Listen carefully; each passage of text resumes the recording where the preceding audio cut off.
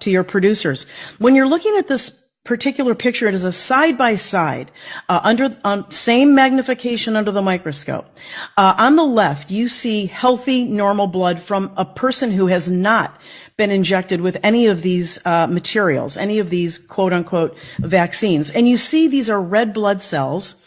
They're nice and round. They have a dark center that's very normal. There is good spacing between them. You don't see any debris or material. You don't see them clumping or with strange shapes. What you're seeing side by side on the right-hand side of your screen is the blood of a blood smear from a person who took one of the Moderna shots.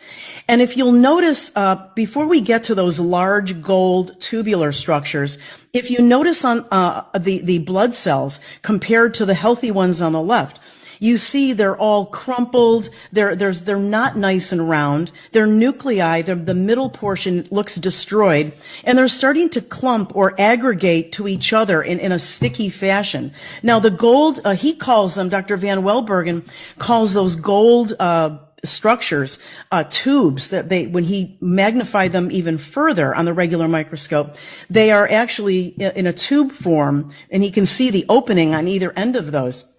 Remember, this looks strikingly like the graphene oxide that we saw under the regular microscope from the Spanish researchers La Quinta Columna, where you saw that sort of folded over protein that looked like looked like it was under like a piece of Kleenex under paint, and that's what this is. He's going to investigate it further.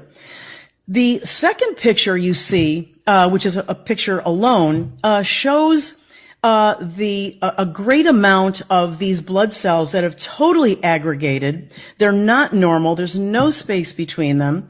And then you see this large cell that is filled with these white dots. We believe this may very well be like a macrophage, some kind of a defensive white cell. And inside are these white tiny dots. What Dr. Van Welbergen said was that when he put a fluorescent light over this particular cell structure and saw these white dots light up. And this is incredibly stunning, incredibly frightening.